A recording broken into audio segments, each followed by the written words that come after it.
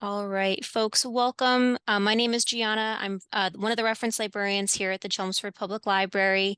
And thank you all so much for joining us for tonight's Art on Thursday's Kehinde Wiley Color and Splendor. Kehinde Wiley's portrait of President Obama cemented his status in the contemporary art world as an artist that mixes grand manner portraiture traditions, intricate patterns and designs, and a vibrant Technicolor palette. His paintings, which most often depict contemporary African American subjects, examine visual codes for power and challenge expectations. This program explores the artist's life and provides an overview of his works and inspiration. And to present our presenter, we have Jane O'Neill joining us. She holds a master's in art history from Boston University and a master's in education from Harvard University Graduate School of Education. She's a New Hampshire native and has worked at some of the state's most esteemed cultural institutions, including the League of New Hampshire Craftsmen, where she served as executive director, and the Currier Museum of Art, where she held the role of senior educator. Jane founded the Currier's Alzheimer's Cafe and led the tour program for the museum and the Frank Lloyd Wright designed Zimmerman House. She has taught art history at the college level for more than a decade, most recently at the New Hampshire Institute of Art. And without further ado, let me pass it over to Jane. Thank you so much, Gianna. Thank you, everybody, for taking time out of your day to learn a little bit more about Kehinde Wiley on this leap day that we have. We've got like a bonus day, and it feels like a little gift. And let me tell you, Kehinde Wiley's work is such a gift to us. So, color and splendor is our theme today. You will not be disappointed. Kehinde Wiley delivers in every way. Now, as the program summary sort of alluded to, Kehinde Wiley is really at the top of his game right now. He's been voted by Time Magazine to be one of the top 100 most influential people in the world. And so he has this expansive reach in terms of people who are interested in looking at his artwork. So we'll see sort of how he arrived at this particular incredible moment in his life and career. So let's dive right in. We'll be getting back to this wonderful man on the screen here in just a little bit. Here is our program overview for tonight, and here is our first look at the artist Kehinde Wiley. We'll start off looking at his early life, the template that sort of prepares him, sets him up for this kind of success. And then we'll examine his artistic breakthrough and how he finds the signature style that he is so well known for. And he's really a gift to the art history gods in so many ways because he creates these wonderful images that are referential to the past, to the field of art history itself. So we'll think about art history, race, and power, and how he offers up these visual problems that we get to kind of decode together. And then we'll turn our attention to the problem of what do you do if you've established a career on painting people who are without power, and then you're assigned to paint the most powerful man in the world, the presidential portrait, of course, and then wrap up with just a quick peek at some of his more recent work, just to kind of round things out for us. We will well, we won't get a chance to see all of his work tonight. He's still a very young man, but he has produced an incredible body of painting. So tonight is really like a great primer, I think, on Kehinde Wiley. Okay, so let's dive right into his early life here. Don't you just love childhood pictures? I really do. So Kehinde Wiley was born in 1977, so he's still in his mid 40s today, and he grew up in South Central LA. He is the younger brother in a set of twins. So we can see him and his brother here with his mother. And actually his name, Kehinde, is a name that his mother selected for him, which literally means the second born twin. I think that is in that's a tradition in his father's native country, which was Nigeria. His parents met while his father was studying architecture at UCLA. His mother was studying linguistics there. And shortly after she gave birth to Kehinde and his brother, his father returned to Nigeria and was not really involved with the family from that point forward. So his mother was actually a single mother to 6 children, and we can imagine just how Well, just how poor he grew up, to be frank. And so she kind of made ends meet by having what he described as almost like a Sanford and Sons thrift shop or sort of inside their house and on the little patch of grass out in front of their house. So he was kind of surrounded by this stuff. And he was a precocious young boy. Apparently, by the age of 10, he had taught himself to cook, or he had learned to cook by watching Julia Child's show on TV. And so he took over all of the household cooking for this big family by the age of 10. And his mother realized that like she needed to keep this boy engaged with creative endeavors. Certainly, we all have associations with just how tough South Central Los Angeles was, particularly in the late 80s, the early 90s. And so she was looking for ways to keep her sons occupied. So he sort of started showing this interest in art by sketching the things in this thrift shop that she was running.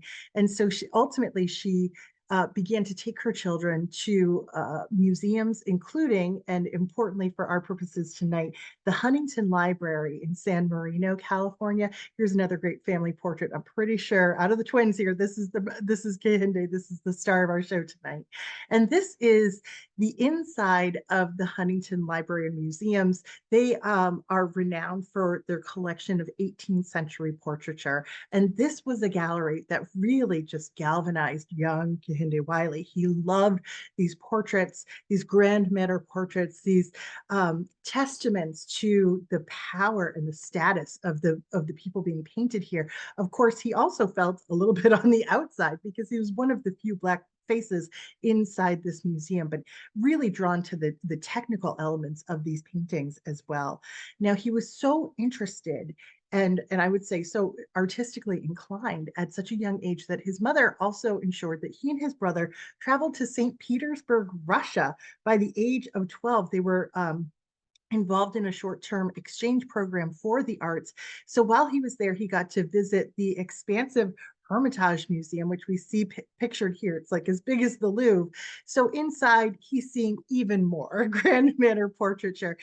These are just, I mean, the Hermitage goes on and on forever and ever, but these are the kinds of portraits that he might have seen while he was there. These official state portraits with stately poses, over the top clothes, equestrian portraits like this.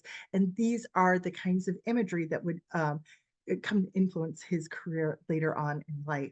So he returns to South Central LA and he's involved in various art programs. He goes to a high school for the arts specifically. And this mural that he created as a teenager was actually very celebrated, and it was reproduced and included, put on, or at least inside, about 2,000 buses in LA. So here he is standing alongside it, looking very, very pleased, of course. What an achievement for a young artist. And I kind of love this picture because it shows, he's a young man of his time. Here he shows a young mother holding up a baby to this beam of light here, and it says, "It takes a whole village to raise a child." So he's like internalizing all these influences from the mid 1990s, everything from The Lion King to Hillary Rodham Clinton's book about it takes a village. Now, interestingly, this is one of the only times we're going to see him treat the subject of motherhood. He's not as interested in female subjects or in children in his paintings, but I think it's also a nod to his own mother and a recognition of her great encouragement in terms of his participation in the arts. So from high school, he goes on to study at the San Francisco Institute of Arts. Here's just a great photo of him as a young college student. From there, he heads to New Haven, Connecticut. He's got a scholarship to get an MFA at Yale University. Now, one of his great models, one of his great inspirations in terms of his artistic career and trajectory was actually Connecticut-based artist named Barclay Hendricks. And Hendricks, who's very collectible now, I know the Obamas have collected some of his work. Hendricks really made a splash, I would say, in the 1970s and 1980s by doing Black figurative paintings like the two that I have on the screen here. And it's usually these kind of stylish subjects who are set against a monochromatic background. But they're really striking. They're quite engaging images, and of course they're realistic. Uh, Kehinde Wiley once said, whatever he was doing, he had Barclay Hendricks in the back of his mind. So we'll keep that in our minds as well. So goes to Yale. He's like poised for great success. Well, then he gets another incredible opportunity. He gets a 1 year artist in residency opportunity in New York City at the Studio Museum of Harlem. So here he is in New York City. What a year to be there. It was the year 2001. That's probably not the best year to be living in New York City, but this was an incredible experience for him. Now, in my research, I couldn't determine when exactly Kehinde Wiley came out of the closet, but by this point, he is most certainly living his life as an openly gay man. So some of the work that he's doing while he's doing this artist in residency really come to inform and shape where he goes and how he arrives at this signature style that he's best known for today. So I just wanted to share with you some of this early work. This is a video project that he did in 2001 called Smile, where he cast young African American men as models, found most of them just on the sidewalk off the streets of New York City. And he invites them to participate in this project where he simply trains a camera on a subject over the course of about 3 minutes or so. And he encourages these men to just smile for the camera. And you can try doing it at home right now. Just hold a smile for as long as you possibly can.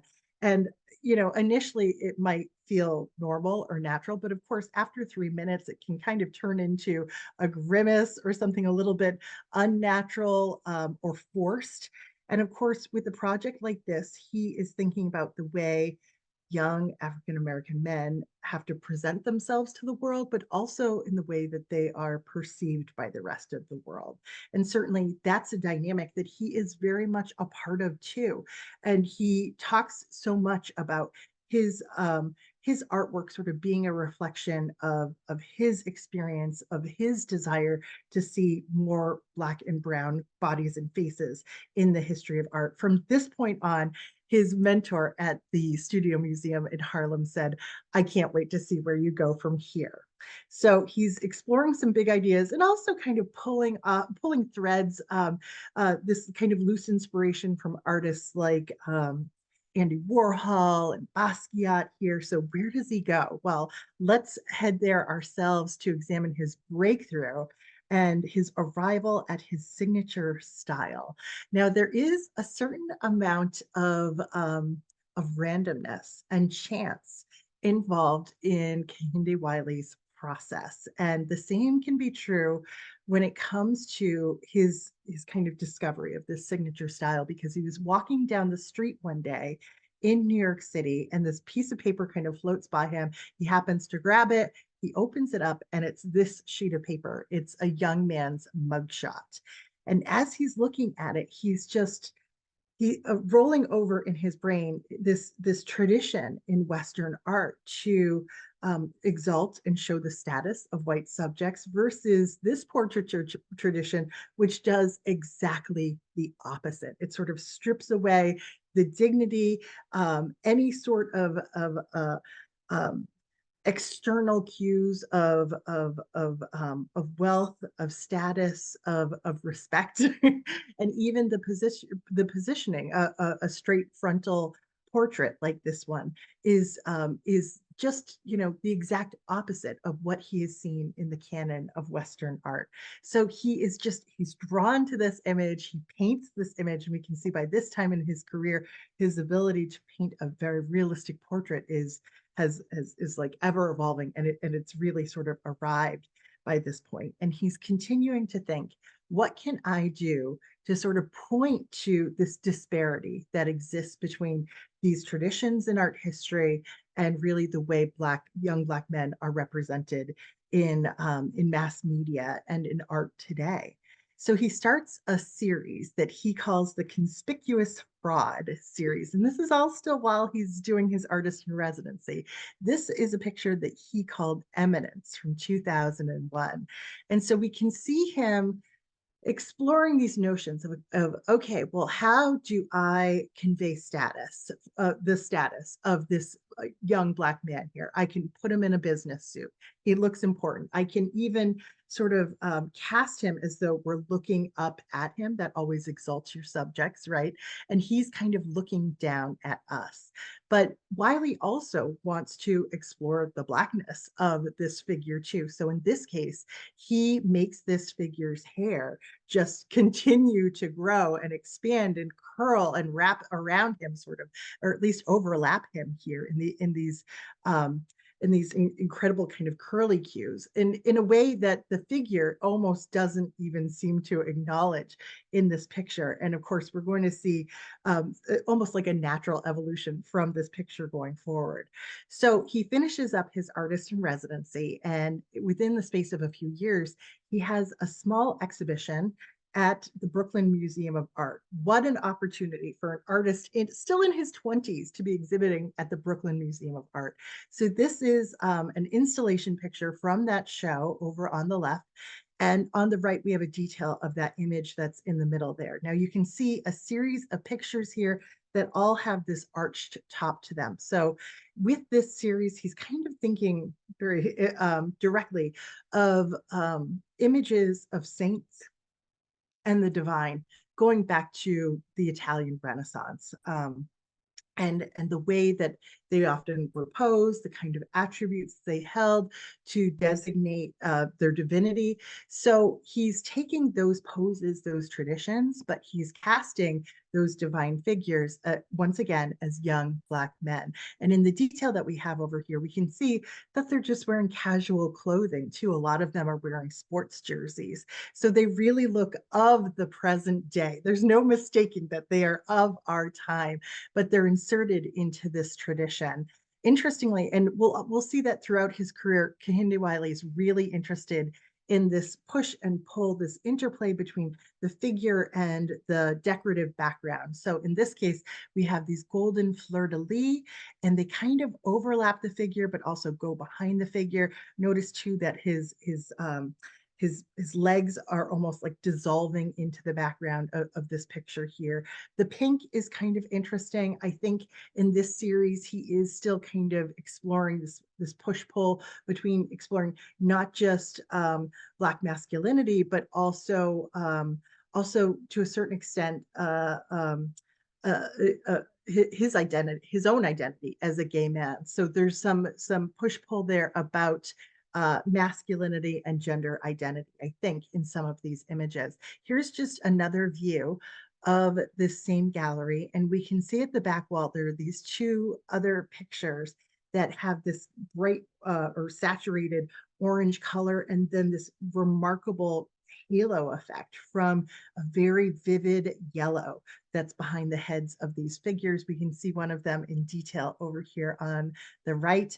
Once again, it's a subject wearing a sports jersey, and I love how he kind of captures the shine of that sports jersey. His legs seem to dissolve into the painting, but we can still see the structure of them there. There's, the idea that the jersey's kind of coming down over his shoulder too, as well, and he's gesticulating as though he's from a painting from the Renaissance. So he seems to be coached in kind of striking a pose that you might not necessarily see a figure like this striking if you were to see them in everyday life. So we see a beautiful background here. There's this delicate garland, these swags, these curling volutes here. And once again, they go behind the figure and sort of overlap the figure in really interesting ways. So one last element from this installation that I wanted to share with you is the ceiling. And Wiley did a 20-foot long painting, a ceiling painting that is in the style of like Rococo ceiling paintings. Think of the artist Tiepolo in particular, who could paint a ceiling and make it look as though the ceiling has dissolved and we are looking straight up into the sky and watching the gods and goddesses kind of float around and get into trouble. Wiley here has decided to paint breakdancers. So he's taken them off the ground and thrown them up into the sky and exalted them that way. And of course, they're striking all all of these unusual poses, and we're seeing them from strange angles as well, just as you would a Tiepolo ceiling over here. They have their own delicate tracery work that kind of suggests their own halos and heavenly status. They are kind of flanked by all of these little rose petals, and they are firmly set in modern day because we even see a little airplane up here in the sky. But Wiley always pays great attention to the logos, the symbols, the brand names that his subjects are wearing. These are the details that are important to them, and he wants to capture them in his art as well. Interestingly, this ceiling painting that he did when he was just in his mid-20s really has recently been sort of expanded upon and turned into a stained glass installation, a permanent installation at Penn Station in New York City. Wiley said, "I wanted to create at the intersection of trade, commerce, and transportation in the capital of the world's economy, something that sits as a testament to Black possibility." So the next time you move through New York City, make sure you look up at these incredible breakdancers. So we are just about at Kehinde Wiley, arriving at his signature style. And there's a little bit of hustle involved in this, a little bit of chance going back to, picking up a random mugshot off of the street one day. So what he does always kind of starts off on the street. And these days he can go to streets in any city and any town all over the globe. But he started off in New York City and then later in other US cities. And he would just approach people that he thought would serve as good models. And he kind of had to have a good pickup line for them. He would say things like, "I'm an artist and you're a work of art," and try to convince them to pose for him. These days, again, that's a much easier ask because he can just, point to books about him or President Obama's portrait, and people ask if they can pay him to paint their portraits. But initially, there's a fair amount of skepticism. But once they agree, Kehinde Wiley would bring them back to his studio and show these models a collection of his art history books, and invite these models to choose a painting that they would like to be styled as. And it's really not the styling, it's a painting that they would like to adopt the pose of. So take, for example, this picture here. This is a great example of the kind of picture that his models might choose. It's a pose with a great deal of confidence, but everything else you strip away after that. We don't need, well, we certainly don't need the collar, the ruff, or anything like that. We don't need the references to this fancy garden. Instead, Wiley interprets his subject in a more modern way. And so here we have his reinterpretation of this Franz Hals painting. This work was done in 2006. It's at the Virginia Museum of Art. So we've got a couple of big differences between the source material and Wiley's interpretation. Obviously, the first one is the difference of race. Wiley is recognizing and trying to sort of remedy the fact that in the canon of art history, there are not Black faces in poses like this. So he's inserting Black figures into this tradition in really interesting ways. Beyond that, we also have this issue of clothing, right? That he's not wearing the hat, he's not wearing this elaborate outfit that we see over here with the lace and the stockings. Instead, his figure over on the right is wearing sort of like his best casual outfit. It's like a Sean John leisure suit. It's Timberland boots. It's an outfit that he is proud to kind of strut his stuff in the same way that this figure is wearing an outfit that he is very proud to strut his stuff in. And then we have this notion of the difference in the background. The background in the source image here is filled with details that are meant to call attention to the relative power of the figure who is being painted here. Expansive gardens that go off into the distance, a little portico here, the red drapery, all of that goes away. And instead of just doing a monochromatic background like his ideals, like Barclay Hendricks, the artist that he kind of idealized, Wiley often chooses a flat color, but then overlays it with a beautiful decorative pattern. Sometimes those patterns are like floral motifs. Sometimes they look like they are gorgeous wallpaper from inside a European palace. Sometimes they look like a really gorgeous rug or something like that. But they're always decorative and usually have some sort of vegetal element to them. And they almost always, I would say probably always, slightly overlap the figure as well. So art historians generally refer to this as a new field of power. This young man that he's painted probably doesn't have an expansive estate to refer to in his portrait, but instead he is in this gorgeous setting, a setting that pushes him very close to us, the viewer, and he holds our attention. So we can sort of see him as the natural progression coming out of Wiley exploring these Renaissance traditions here, where he's kind of asking his subjects to adopt specific poses.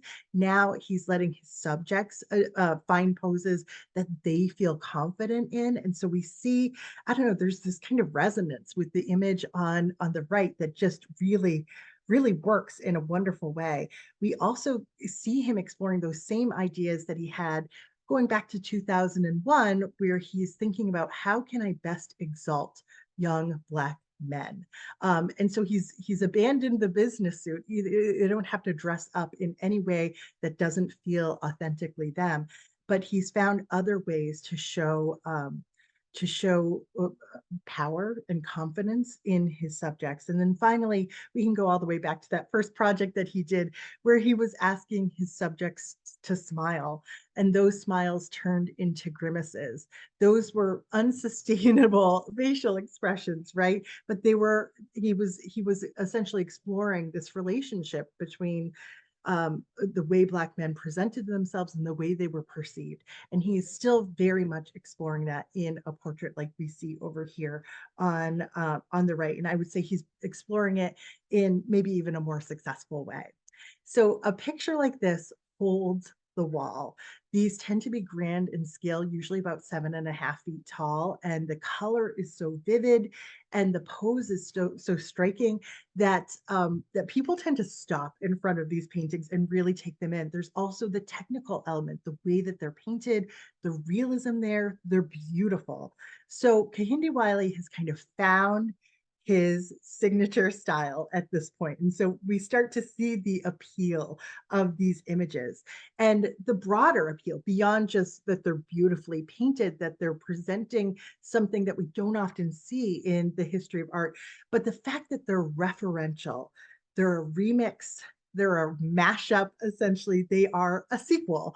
And we all know that we as a society just love that. That's why they just keep making movies that are sequels and not original content. That we as a society in like present day America, we just love to see things that already relate in some ways to something that we're familiar with. Now, that's what we do. We gravitate naturally towards something that's familiar. His approach, his idea, his breakthrough signature style here is also an art historian's dream. Because if you've ever taken an art history class, no matter how old you are, you probably remember that at the back of that dark room, there were two slide carousels. And going back more than 100 years now at this point, there was one art historian who initiated this practice, this idea that when you study art, it is two pictures side by side. You don't study just one, you go from one to the other. It's the compare and contrast. And that is exactly what Wiley's pictures allow us to do. They allow us to do the back and the forth. And we can see sort of what he's kept, what he's abandoned. Obviously, the cane, the swagger, but now his subject has his chin lifted. His subject also has great boots, so we can do that wonderful back and forth. Now, Wiley once said, it doesn't matter what the source material is for his pictures. He said, it can be total crap. As long as it's a great pose, he said, nobody's going to be looking at the source. And to a certain degree, he's right, because the image that he's created here of this young man with this incredible confidence, it's just so striking.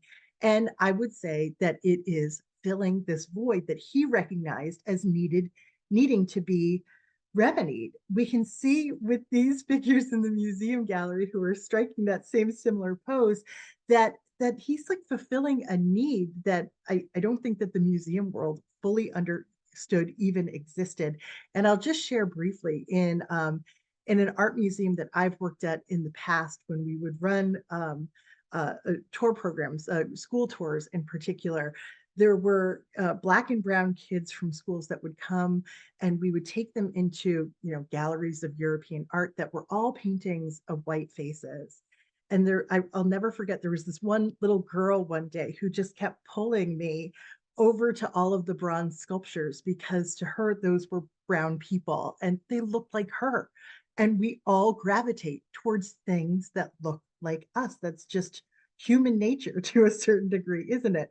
So some of the criticism that goes along with this is that it's an easy it's an easy update essentially to a museum collection to add a work like this. So there was an April Fool's Day article in the online art journal Hyperallergic where they said 100% rich and white museum staff announced they have successfully combated racism.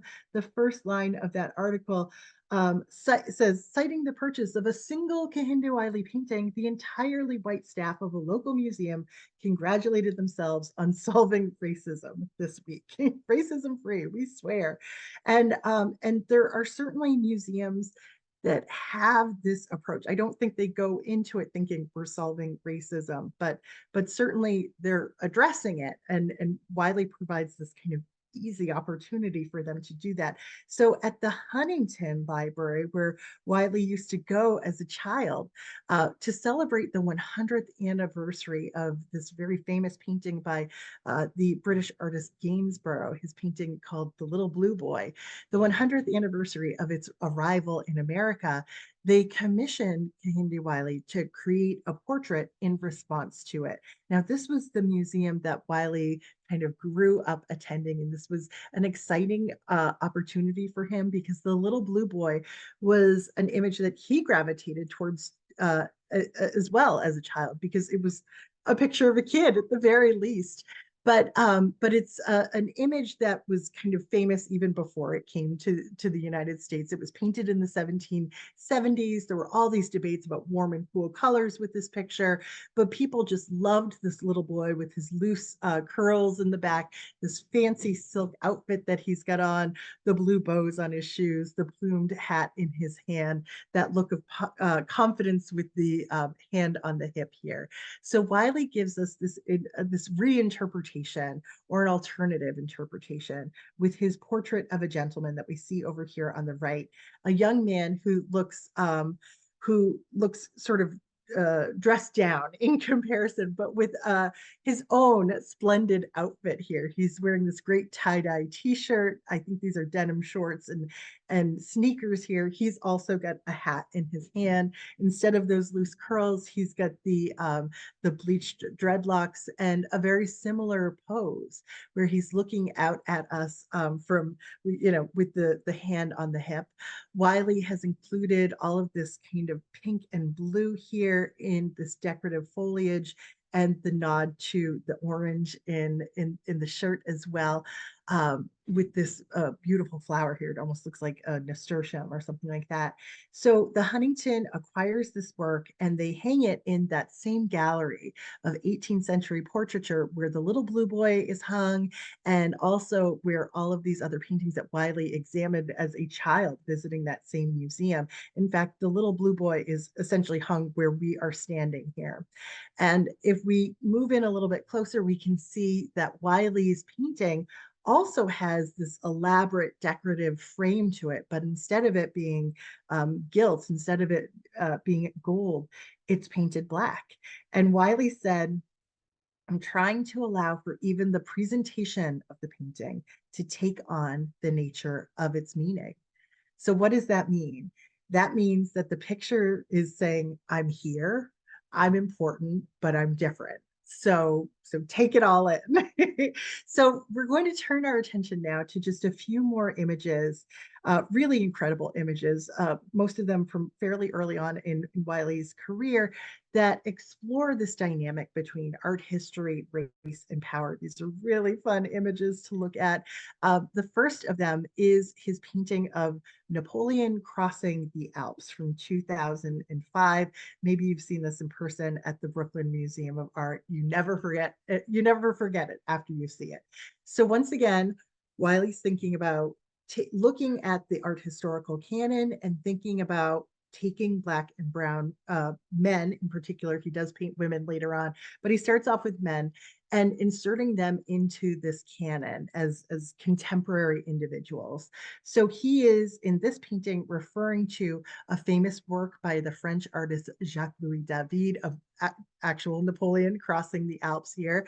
And he's given his contemporary subject this same positioning, this same pose of power, of reining in a horse with just one hand, raising his other hand above his head in like, you know, a commanding general, just like Napoleon over here. But instead of the Alps in the background, we have this kind of blood red field of color with this gorgeous damask patterning on it. And some of it does overlap the subject just a little bit. So it kind of flattens out the picture that way. We can see it over here, especially with it coming over the edge of that yellow cape. And it's worth noting too that of course Napoleon is wearing a military uniform, and our subject over here, whose name is Williams, Wiley added his name to all of these carved in names of generals that have led their armies over the Alps. And Williams here is wearing camouflage fatigue. So it's the sort of thing that a soldier might be wearing, but we also just know that this is like a popular style for somebody at the time. It's just contemporary casual clothing, especially for young Black men. He's also wearing the Timberland boots.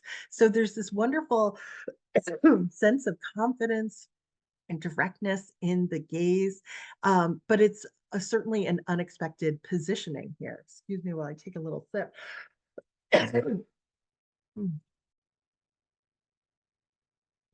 There's little wonderful details that I love here. David signed his name in the harness of the horse. Wiley did the same over here. And then a strange detail, Wiley has actually painted sperm throughout the background of this picture and even on the edges of the custom frame here. So the way this is oftentimes interpreted by art historians is that he is very much interested in Black male virility. And what a better way to signify that than actual sperm in the picture. Now, moving quickly along, because we only have so much time, I wanted to show you another Napoleon-inspired picture. The original image is by the artist Ang. It is a blockbuster in terms of its realism, the sense of rational order in this picture, the sense of sort of like unmitigated power with Napoleon wearing these golden laurel leaves, holding the scepter, draped in this red velvet robe that's lined with ermine. It's an unbelievable knockout original painting, and Wiley reinterprets it with the rapper and actor Ice-T in that almost that same position there. But again, the chin is a little bit higher. There's a little bit more swagger to a picture like this. And we can see the artist and Wiley here together in front of the picture. I don't know who owns it now, but I do know that if I was Ice-T, I would certainly be buying that picture. Now, one other image that was created right around the same time, Wiley was actually commissioned to do a series of paintings, of portraits, for a VH1 awards show. So he also painted a portrait of the rapper and actor LL Cool J, James Todd Smith. And this is a portrait that is now at the National Portrait Gallery in DC. And if you've ever seen it in person, it's another one of these paintings that just you can't take your eyes off of it. Part of it is this like lime green that we have in this picture, this very vivid contrast between the green and this red orange. It just draws your eye in, but it's also this magnificent picture of like supreme confidence here. Now, his subject, LL Cool J, um, was like an early forerunner in rap music, but then he transitions, he becomes a movie star, a TV star, and so he's like full on mogul by the time he's being painted here.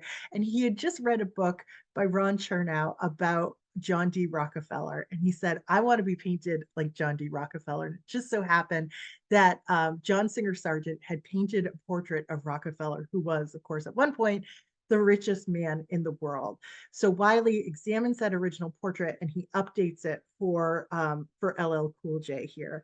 And there's a lot of wonderful similarities, like the white pants, the white suit here. Look at the way the fingers have been splayed and then sort of folded into a fist. But we also see that Wiley's repositioned the focus from the audience. We're looking up at our subject. So we've got that level of confidence here. I mean, John Singer Sargent's painting of Rockefeller sort of makes him look like a feeble old man. But I mean, LL Cool J looks like, ruler of the universe in a picture over here. Also, Wiley added like a little coat of arms over here with references to like a boombox and boxing gloves for a reference to an LL Cool J song. So, like I said, it's a great big work and it holds the wall. It captures your imagination when you see it. So sometimes Wiley is just of the moment. He's of his time, and other times it's almost as though he can anticipate what's coming ahead. So in 2016, I believe it was, he went to Richmond, Virginia, and he was very much struck by all of the Civil War monuments that were there, and he decided to create something in response to that. And that is a sculpture called Rumors of War.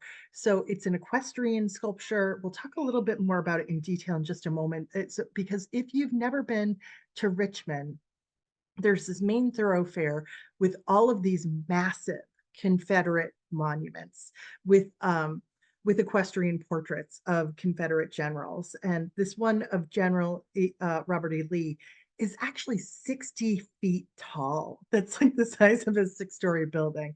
It's almost hard to imagine just how grandiose these sculptures are. And of course, they are monuments to a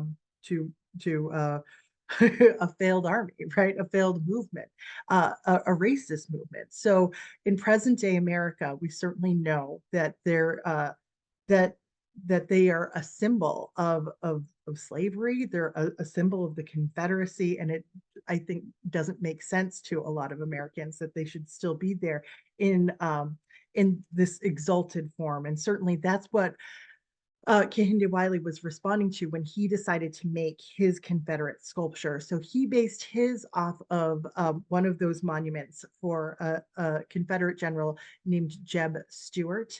You can see that the horse is essentially identical, but instead of taking the likeness of that general, well, we'll get into this in terms of who his subject is here.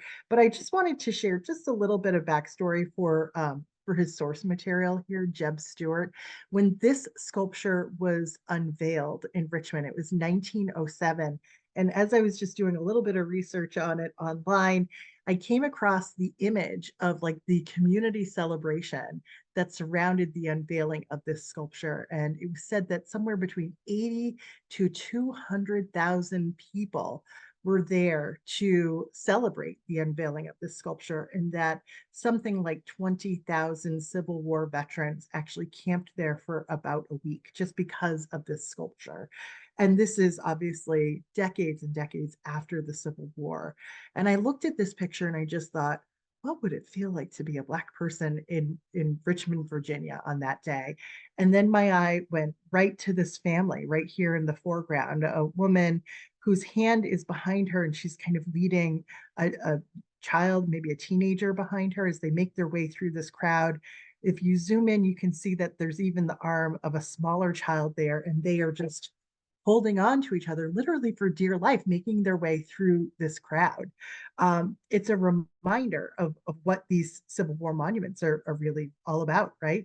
So what did Wiley do? He decided to not use just one model for his rumors of war sculpture. Instead, he used facial recognition technology, and he used the faces of several, I think, six different Black men who had been killed by police.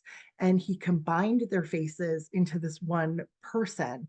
And he makes it a contemporary Black man sitting on the back of this horse triumphantly with the dreadlocks up in this updo. He's wearing a hooded sweatshirt. He's wearing, I think, Nike sneakers.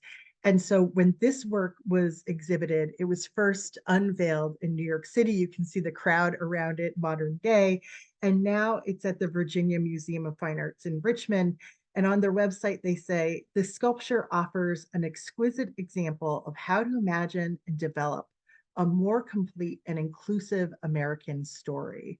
And what a wild few years, because in the space of time between this sculpture being unveiled, all of those Civil War monuments that he created this in response to are now gone. So this is the object of record now in Richmond, Virginia. Really interesting change of circumstances there. Okay, so now let's turn our attention to what is without a doubt Wiley's most famous work, which is his portrait of President Barack Obama. And I'm going to acknowledge the elephant in the room, just get it out of the way real quick. And that is the Simpsons meme that often comes up when people are talking about this picture. Barack Obama floating in front of these bushes, and it sort of reminds a lot of people of this Simpsons meme of Homer Simpson backing up into these bushes and disappearing awkwardly. It's just a little laugh. Let's get back to the art. Okay, so we are looking at the first African American president painted by the first African American artist to ever paint a presidential portrait. The Washington Post said, "It's not what you'd expect, and that's why it's great." This is a picture that is really so different from the traditions of painting presidential portraits. I mean, just a smattering of presidential portraits from the past. We can see that they're almost always wearing a suit, but it's almost always very muted tones, maybe a little bit of red, and they are a way to signify that this man held the office of the presidency, whether they're standing or seated. And Wiley decided he's going to approach this in a different way. But just a little bit more context. We're going to zoom out just a little bit further, and you can see just how different his work is compared to the entire history of presidential portrait here, save for JFK's portrait that was done by a woman artist, Elaine de Kooning. And then down here, I blew it up so that we could see Bill Clinton's portrait was done by the artist Chuck Close, who I really love, kind of pixelates his portraits that way. But we can see Wiley's portrait is a major departure from everything that came before it. Now, just a little bit more of additional context, you might have seen these other portraits that were done of Barack Obama and Michelle Obama. There are at least two official portraits that are executed after a president, or that are executed in honor of a president, usually unveiled after they leave office. And this set here that we're looking at was for the White House. The Wiley portrait was commissioned for the National Portrait Gallery. So there's just that little distinction there. And I will say that that the Obamas had a choice in who would paint them. I think every president does, but they got portfolios from, I think, something like 20 different artists. They met with 3 or 4 of those artists personally, and then personally selected the artist that would choose them. And so what did Barack Obama get for his selection here? Well, he got a highly realistic portrait of himself, where he is sitting attentively, kind of leaning forward as though he's listening, maybe getting ready to speak. He looks somewhat relaxed, but also someone who that we should hold in high esteem. He's wearing a suit, but he's not wearing a tie. He's got an open collar. Apparently, he is wearing a Rolex here. Wiley was always used to coaching his models, telling them, to lift your chin, look up and off to the left. But that was a process that was apparently kind of frustrating to the president. And after a while, he said, "You know what? Just let me handle this." And essentially, he slid right into this position, and it ended up being the position that worked for them. He's sitting in this very shiny antique chair, and he seems to be hovering in midair in front of this field of bushes here. And that might even be a play on the word bushes, because certainly Barack Obama's White House came just after the Bush White House. But the flowers that were included in these bushes are meant to sort of track the journey, the life of President Obama, with references to important geographical places, Hawaii, Chicago, Kenya, Indonesia. So these flowers are have specific symbolic value for these various places. So typically, when a presidential portrait is unveiled, it's just like a little ho hum affair. It's not a big media event, but that's exactly what this one was, because of all the firsts involved with this particular painting. Now, Barack Obama spoke at this event, and he had some beautiful words to share about Wiley and his work. He said, he said, "I was always struck whenever I saw Wiley's portraits by the degree to which they challenge our conventional views of power and privilege. The way he would take extraordinary care and precision and vision in recognizing the beauty and the grace and the dignity of people who were so often invisible in our lives. He put them on a grand stage, on a grand scale, and forces us to see them in ways they were so often not." Now, Obama also had some self deprecating humor alongside this. He said that he had tried to sort of bargain with Wiley to give him less gray hair and smaller ears, but he said, due to the artist's artistic integrity, he just wouldn't budge on that. And he also said, "I have enough political problems as it is without you putting me on the back of a horse looking like Napoleon." So he was pretty happy when the painting was unveiled and he didn't look like Napoleon there. So apparently, the artist and the president sort of bonded during this process. It took Wiley 2 years to paint this portrait, and he did it all himself from start to finish. But both of them had African fathers that were not really present in their lives. So they had a lot to share over that.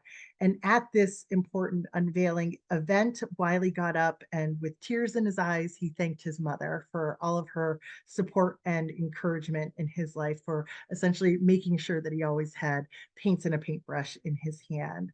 Now these paintings have sort of taken on a life of their own. And I should mention that Michelle Obama's portrait was done by an artist named Amy Sherrill. And so those works went on view at the National Portrait Gallery, and they tripled the attendance at the museum. People flocked to see these works. And then they went on a 5-city tour and drew hundreds of thousands of more people to see them. Chicago celebrated these portraits by projecting them up onto buildings. And then Kehinde Wiley's career is sort of made by this point. He's on the cover of Vanity Fair for the portraiture issue the following year.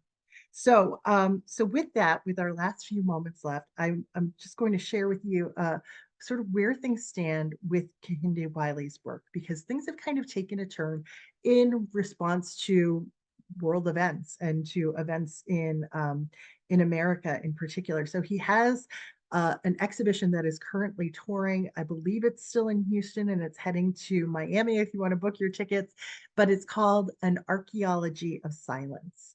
And these are works that still reference the history of art, but he's no longer referencing these grand manner portrait paintings that exalt the status of his subjects with these proud poses.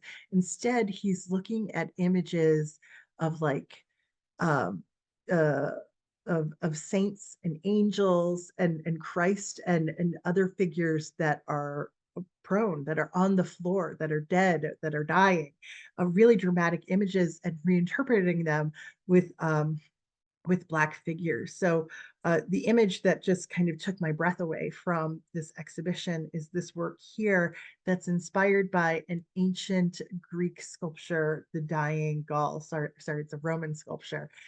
Famous work where we see this nude figure who is essentially like a heroic enemy who is responding to his wounds here and twisting in pain. And we see that reinterpreted with a young Black man as our protagonist now. He's fully dressed. And importantly, he's wearing a hooded sweatshirt, which for me instantly reminds me of Trayvon Martin, the 17-year-old boy who was killed because he looked suspicious or dangerous because he was wearing a hoodie.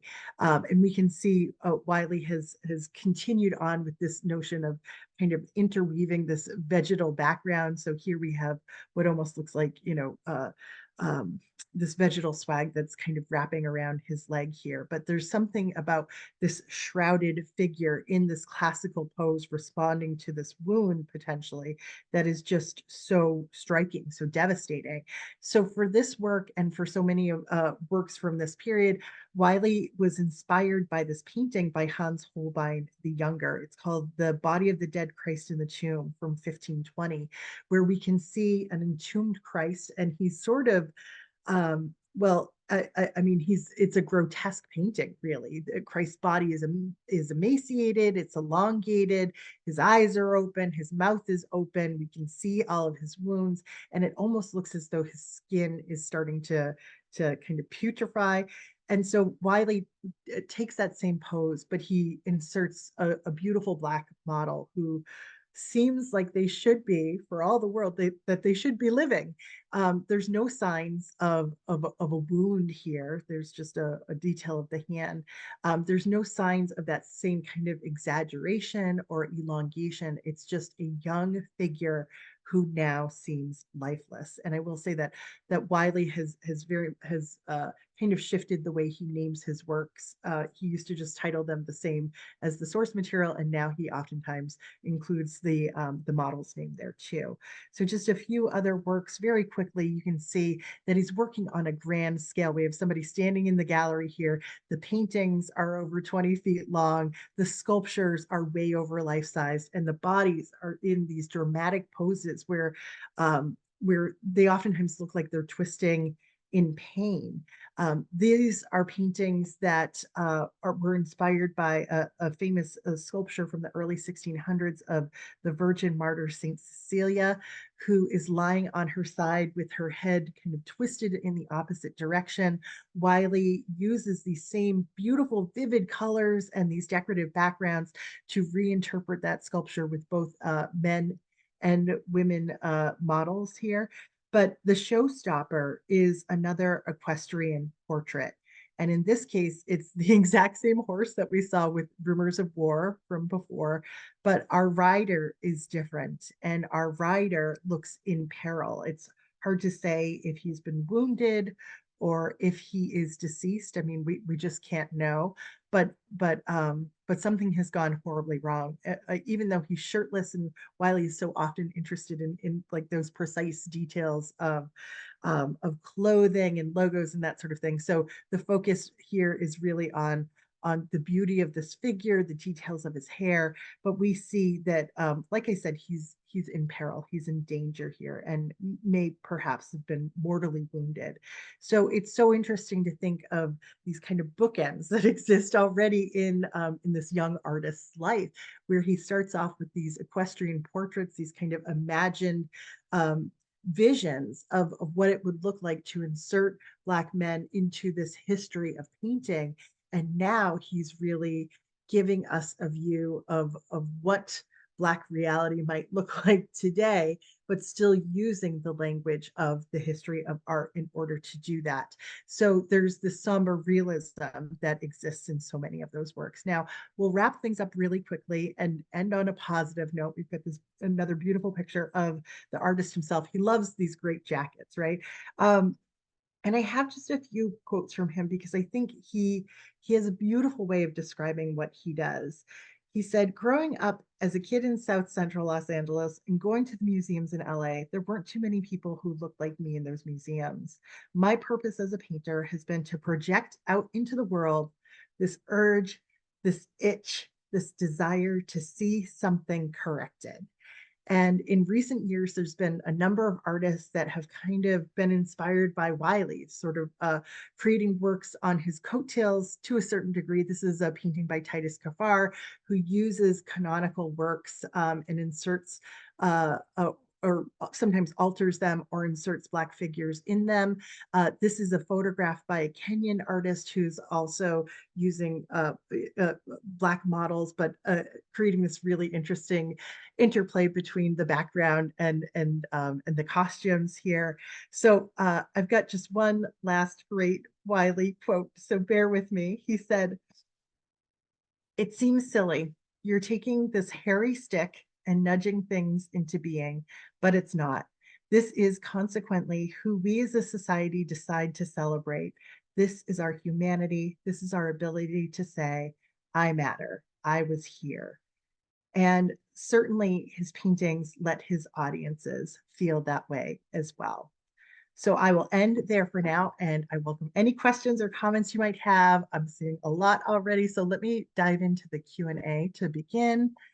Somebody said they saw Kehinde Wiley and Barclay at the Yale Art Gallery recently, both life size. So I have a feeling that they made an impression because you do remember that. Stephen says, Jane, did you give another presentation on Andy Warhol in which you said Warhol did the same thing, meaning filming people for a few moments? Stephen, great memory. Yes, Warhol did the screen tests, right? So he would train the camera on somebody and then just walk away. All that he said to direct them was just look at the camera, don't really move. And he would play that back in slow motion. And so Wiley's doing something very similar with that Smile camera project that he did, where he's asking them to hold a smile over 3 minutes. Let's see. And I think maybe there's some discussion, about O.J. Simpson and his number. Sorry, I don't know about O.J. Simpson's jersey number, but that would have been an interesting element for those earlier pictures. Somebody asked, does he select or voice his approval of the frames used for his art? I think he's pretty involved with that decision making. We saw that with the black frame that he used at the Huntington, and then with his painting of Napoleon crossing the Alps. That was a custom frame as well that had the references to sperm on it too. But so I think he's fairly involved with the framing. And thank you for allowing me to go back to this work, because one fun fact about it is that this painting is now more Googled than the original David painting. So that's fun to know. Did he name his pieces with some twist on the name of the original piece? Oftentimes in the beginning of his career, he was just giving it the exact same name. Now he oftentimes uses the same name as the source material, but he includes the name of the model too.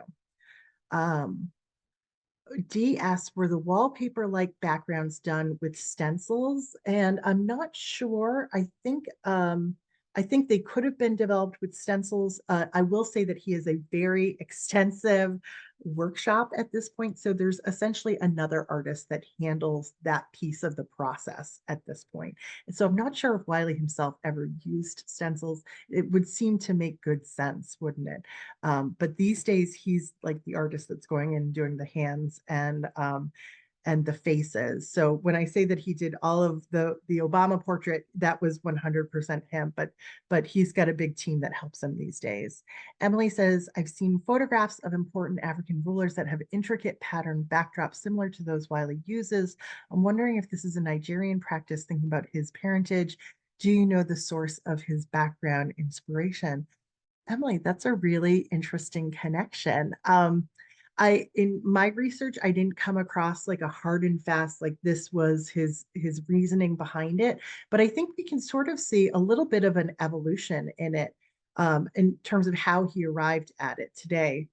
Sort of starting off with almost imagining like the hair here is being decorative, going back to some of that intricate patterning, that seems like it references the history of art, but it aren't necessarily direct references there.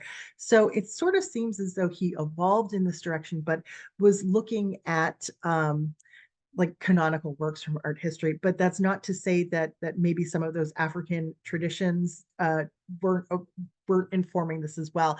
Thank you for sharing that. That could very much be the case.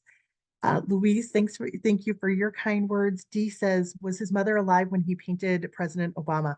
I believe she was. So I believe she heard him thank her. And somebody asked, why is he throwing a finger, especially Jesus? Great question.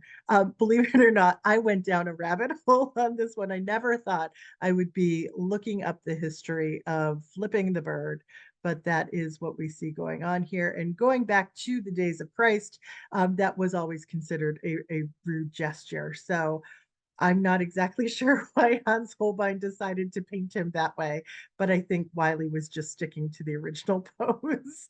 Thanks for noticing that great detail. Steven says, oh yeah, the middle finger there is just the same as in the source material. And Grace says, can you, but I mean, it does have different associations for us now, right? Because this isn't Christ. It's not that he was crucified. Maybe Wiley was attracted to this because it is an opportunity to kind of flip the bird, to make that gesture, to think about why that young man would want to do that potentially. Um, Grace says, can you please email us a list of the artists and work titles? Well, I can tell you, Grace, that Kehinde Wiley has a magnificent website, and you can sort of go through his different exhibitions and you can find virtually all of the images that I showed you tonight are on his website. But if there's one work or a few in particular that you'd like, you can always reach me on my website, which is iamculturallycurious.com. And she asked, does Wiley make any distinguishing between Black and African American history or an overall Black diasporic point of view? Thank you so much for asking that, Grace. That was really the piece that I didn't have the time to touch on today. And that is such a big part in terms of his influence and his focus today. So he has established two major artist in residencies in Senegal and Dakar in Africa. He's like got a major African focus now. So many of his models, even in this most recent exhibition that I showed you, are models from Africa because I think he was kind of stuck there during COVID. So his focus really is on Black figures as opposed to just specifically African American. But he started off with the African American focus, and I think for American audiences, it helps to sort of focus on that, and because it's a point of reference for all of us. But thank you for asking about that. His focus is global, really, these days, and any one of us would be so lucky as to get one of those artist in residencies in Senegal or Dakar. So let's see. I'm gonna start going through the chat right now and seeing if I missed any questions there. Thanks for your patience as I scroll through this. Oh, Pat, I'm so glad. Pat asks, is there a presidential portrait of Trump? And that, I believe, is in the works. Like the whole financing for this and the timing for all of this, it's all fascinating to me. So I believe it's in the works. I don't know if they've announced who the artist that was selected was. Um, but I think they're waiting to sort of see the outcome of the next election before they move forward with this project, because it wouldn't be unveiled until after he was out of office. So it's all fascinating. Let's see here. Nancy asked, where did he get his models? Yes, off the street. He was casting people off the street, and he loved that sense of chance. You know, who am I going to meet? Who am I going to find? Is the background painted or silk screened? Those are painted backgrounds. And Pat asked, what is the bird-like thing on the top of the LL Cool J picture? I think that's like an invented coat of arms that we're looking at there. LL Cool J had a song, it's a real earworm, so I apologize for even saying the name of it. Now you're gonna have to look it up. It's called Mama's Gonna Knock You Out. And so this is the coat of arms where he's got the boxing gloves and the hat from the music video. That's like a boom box there. So that's all a reference to like his career as a rapper. And Maria said, aren't they taken down now? I think you're probably referring to those Confederate sculptures. Yes, they are gone. um, And Pat says, let's see, and people are celebrating that. Grace says, I had the pleasure and privilege of seeing Obama's and Michelle's portraits for the first time at the National Portrait Gallery last fall. Um, oh, so there is like a place, I think it's sort of a placeholder portrait of President Trump that's at the National Portrait Gallery right now, or at least in their collections. And I think it's a photograph as opposed to commissioning an artist, which I think is a process that is in the work. Is the background Obama's Hawaiian home state? There are flowers included in the greenery there that are supposed to be a reference to Hawaii. But the greenery isn't necessarily Hawaii itself. There's no simple, easy explanation as to why Wiley chose to do this field of green, other than the fact that nothing like this had really been done before. So, and it's kind of, it's really visually interesting, isn't it? And Celia says, in your research of Wiley, and oh, Grace says, I miss the Obamas. And I have to say, looking at these portraits and like reading about the unveiling made me miss them too. In your research of Wiley, did you come across any information saying that his art students paint parts for his works? Yes. I think these are paid staff now. And he had, for some time, I'm not sure if he still does, he had a studio in China, he had a studio in Brooklyn. Like these are major undertakings. As far as I am aware, he's producing about 20 major works a year at this point. And they are selling for big bucks. So you can imagine with something as detailed and as large as these works, the different pieces of it, the backgrounds, the clothing, all of this is sort of um, delegated to artists that specialize in just that. But Wiley is still involved in the model casting, in the photography process. Now, instead of letting his models pick a pose, I think he usually poses them. And like I said, he's involved in like the finishing elements, the face and the hands here. Let's see here. Bree says, I was so happy and felt seen and much safer as an Asian American. Okay, yep. So we're getting into our Obama memories here now. Do you think the Obama saw the portraits before the unveiling? I have a feeling they had a good sense in terms of what those pictures look like. Um, Thank you, Pat, for your kind words. Deborah says, does the artist create the statues or are they his design? Deborah, great question. Because when I started seeing these equestrian portraits, I was like, how on earth is he creating these? I think he designs them and somebody else creates them. Creating a bronze cast sculpture is such an involved and detailed process, and it's a whole different skill set from creating a painted portrait. So once again, I think those are assistants that are running that show there. And I'm just seeing a lot of very, very kind words, and that means a lot to me. Thanks, everybody. Carol said, did Obama have to put into the background? Did Obama have input into the background of his portrait? You mentioned the symbolism of the flowers and possible pun on the bushes, but is there other significance to the natural world behind him?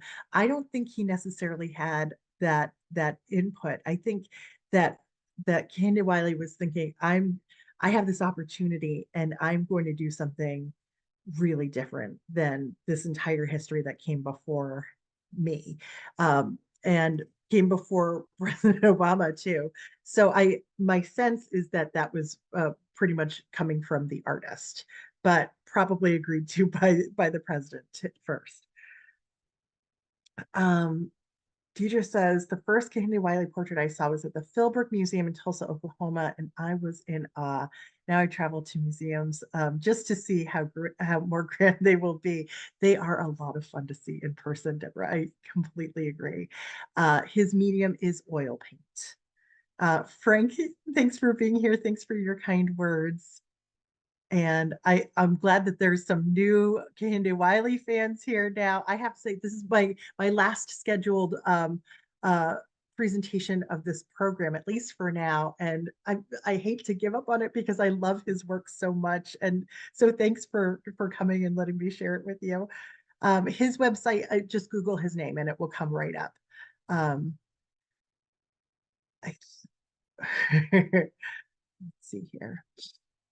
Where did the Confederate sculptures go? Good question, Alice. I would assume they are in some sort of Virginia history museum, probably in storage. I think the museum world is trying to really figure out how to present objects like that with a little bit of better context and um, sort of reinterpret them for contemporary audiences. Oh, Sarah, I like what you're saying here. She says, I love that Obama's portraits, that his background is alive. The other traditional portraits are dark, barren settings, very much so. Grace is wowed that he's producing 20 of these a year. Alice asks, where did he learn sculpture? I think he just learned to bring on a very talented team. Um, oh, Deborah, thanks for your kind words. I think I got through all of these. Thank you, everybody, for your very kind words. I really appreciate it. I'm glad you've had fun tonight learning a little bit more about Kehinde Wiley. Thank you so much, Jane, again for this awesome presentation. And thank you everyone for joining us tonight. I do want to just let folks know before you head out that next month's program for Art on Thursdays will be on a Wednesday. So keep that in mind. So it's going to be Wednesday, March 27th at 7 p.m. And we're going to be going through Women's History Month, Fierce Females, Women in Art. So please join Part us for two. Yeah, that. Part part two. two, yes. So please join us for that next month. Thanks again, Jane, and I hope everyone has a good night. Thanks, everybody. Bye, Gianna. Bye.